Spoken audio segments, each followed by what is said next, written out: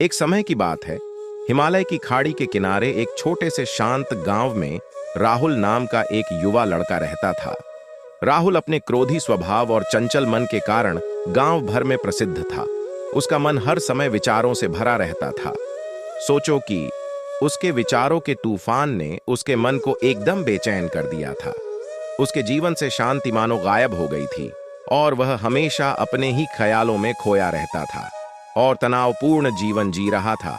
उनके अशांत मन और क्रोध के कारण उनके अपने परिवार के सदस्यों और गांव वालों से भी संबंध अच्छे नहीं थे, जिससे वह और भी अधिक अकेला और अपमानित महसूस करने लगा।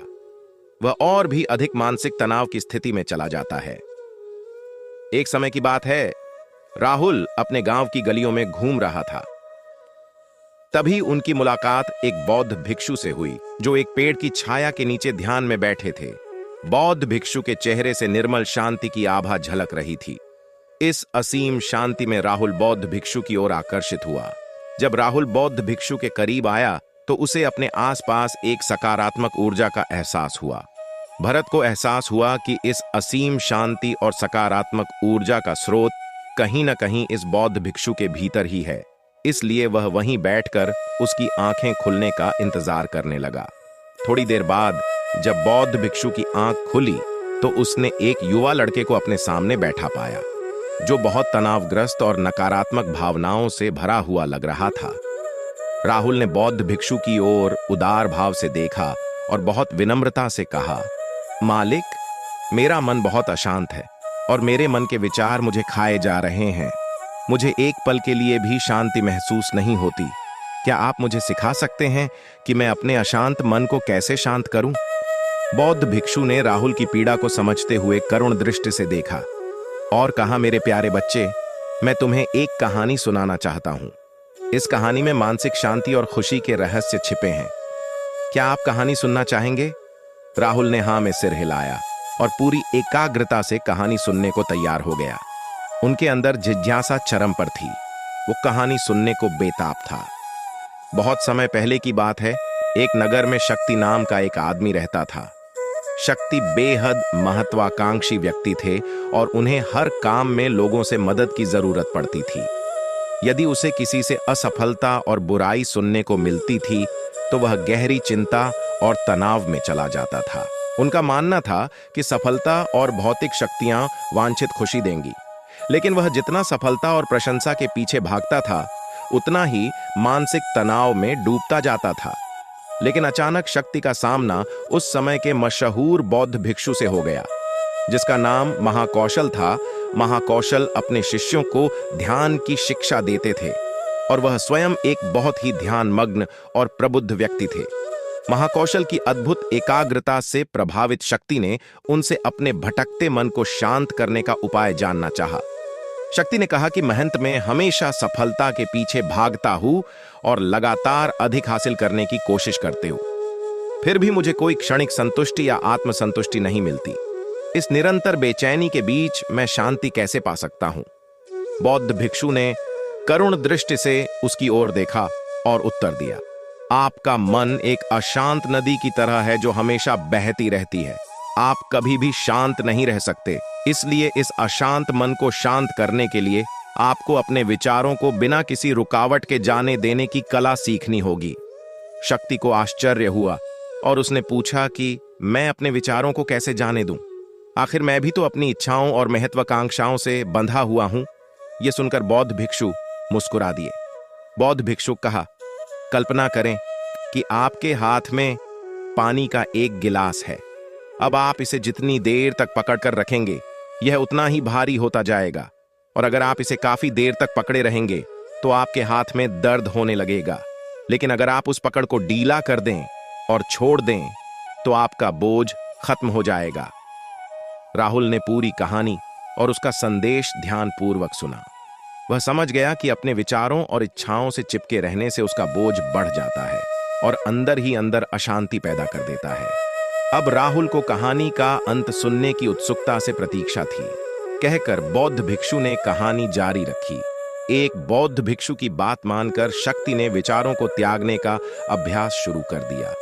वह बिना किसी पूर्व निर्णय के अपने विचारों और भावनाओं को आते और जाते देखता था।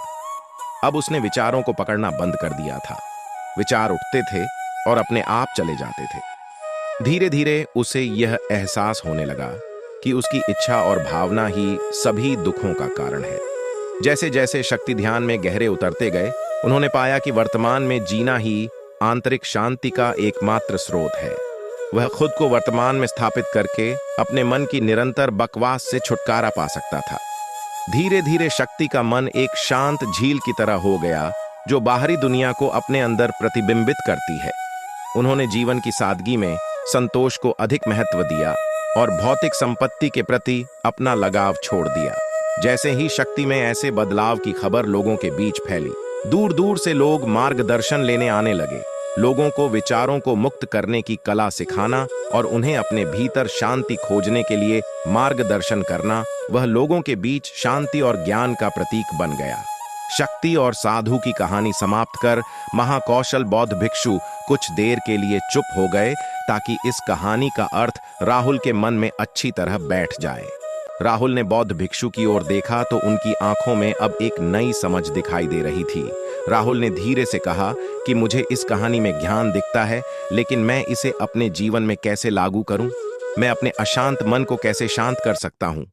राहुल के इस सवाल पर बौद्ध भिक्षु गर्मजोशी से मुस्कुराते हैं और फिर कहा कि अशांत मन को शांत करने का अभ्यास आत्म जागरूकता से शुरू होता है। अपने भीतर उठने वाले विचारों का निरीक्षण करने के लिए प्रतिदिन कुछ समय निकालें। उन भावनाओं पर ध्यान दें जो आपके मन में आती हैं और देखें कि वे कैसे आती हैं और आकाश में गुजरते बादलों की तरह चले जाइए। राहुल ने आंखें बंद कर लीं और बौद्ध भिक्षु के कहे अनुसार अपने विचारों का अवलोकन करने लगे। जैसे ही उसने अपने भीतर उठने वाले विचारों पर ध्यान देना शुरू किया, उसे इसका एहसास हुआ। उसे अपने अंदर चिंता और इच्छाओं की एक निरंतर धारा बहती हुई महसूस हुई। सिर्फ एक एहसास ने ही उसे एक अद्भुत शांति का एहसास कराया। उन्हें यह भी एहसास हुआ कि यह सभी विचारों और भावनाओं से अलग है। बौद्ध भिक्षु ने आगे कहा कि जैसे शक्ति ने खुद को सभी मोह माया से अलग कर लिया था, वैसे ही अपने मन को अशांतकारी विचारों और भावनाओं से मुक्त करने का अभ्यास विकसित करो। बिना किसी पूर्वाग्रह के विचार को वैसे ही स्वीकार करें जैसे वह आता है, और फिर धीरे धीरे उन्हें जाने दें और अपना ध्यान वर्तमान क्षण पर केंद्रित करें। लेकिन राहुल ने टोकते हुए कहा कि अगर विचार और भावनाएं इतनी मजबूत हैं तो क्या होगा? बौद्ध भिक्षु ने कहा, यह बना रहता है और मन को छोड़ने से इनकार करता है। बौद्ध भिक्षु ने राहुल की बात से सहमति जताते हुए सिर हिलाया और कहा, ऐसे कई मौके आएंगे जब आपके मन में सवालों का बवंडर चल रहा होगा। जब आपका दिमाग आपकी बात ही नहीं सुनेगा, तो ऐसे में आपको अपनी सांसों की ताकत पर विश्वास करना होगा।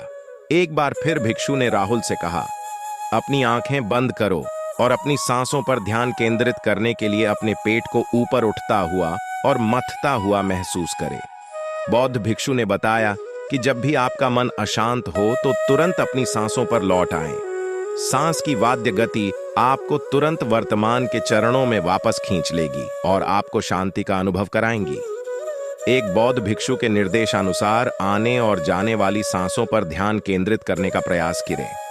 इस छोटे से व्यायाम से उन्हें मानसिक शांति का अनुभव हुआ। उसे याद आया कि उसकी सांसें हमेशा उसके साथ थीं, जो उसे वर्तमान क्षण की याद दिलाती थी, आराम और शांति लाती है। राहुल के इस विकास को देखकर बौद्ध भिक्षु मंद मंद मुस्कुराए और बोले, मेरे प्रिय, बेचैन मन को शांत करना एक ऐसा अभ्यास है जिसमें बहुत प्रयास और दृढ़ इच्छा शक्ति की आवश्यकता होती है। सिर हिलाते हुए इस बौद्ध भिक्षु को धन्यवाद देते हुए उन्होंने वादा किया कि आज से वह अपने अशांत मन को शांत कर सकेंगे और अपनी गैर शक्तियों को मुक्त कर सकेंगे।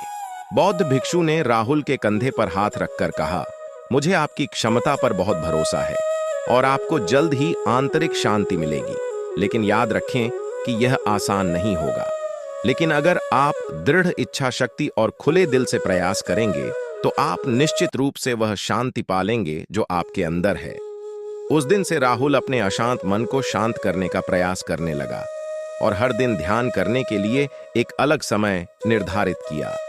उसने अपने मन में उठने वाले विचारों को बिना किसी रोक टोक के जाने दिया और अपनी सांसों के जरिए खुद को वर्तमान में बनाए रखने की कोशिश की। समय के साथ अभ्यास करते हुए राहुल को अपने अंदर शांति का अनुभव हुआ। जैसे जैसे समय बीतता गया, राहुल को ज्ञान और शांति का स्रोत कहा जाने लगा। जैसे जैसे समय बीतता गया, भरत को ज्ञान और शांति का स्रोत कहा जाने लगा।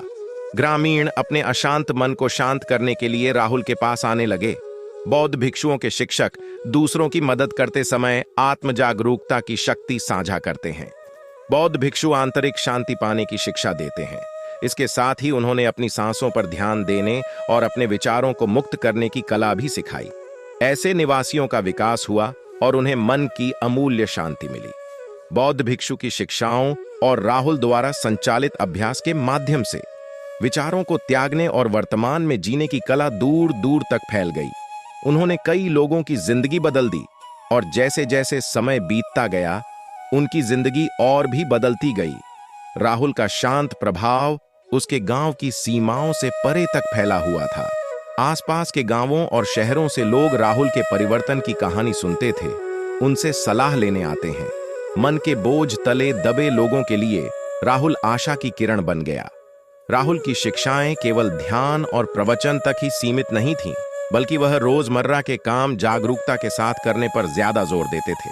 वह लोगों को अपनी भावनाओं के प्रति जागरूक रहने की याद दिलाते थे। इस बात पर ध्यान दें कि आप दिन भर में क्या करते हैं और अपने आसपास होने वाली घटनाओं पर आप कैसे प्रतिक्रिया करते हैं। हर काम पूरी जागरूकता के साथ करें। जब आप खाएं तो प्रत्येक टुकड़े के स्वाद का आनंद लें। जब आप सूरज की रोशनी के सामने खड़े होते हैं तो उसकी गर्मी महसूस करें। लोग क्या कहते हैं उसे ध्यान से सुनें और समझें। छोटे छोटे बदलावों से लोगों के जीवन में चमत्कारिक परिवर्तन आते हैं। राहुल की शिक्षाओं से लोगों ने सीखा कि जीवन का आनंद वर्तमान में जीने में है। दोस्तों, यह कहानी का अंत है। मुझे आशा है कि आपने इस मोटिवेशनल स्टोरी से बहुत कुछ सीखा होगा। आपका कीमती समय देने के लिए बहुत बहुत धन्यवाद।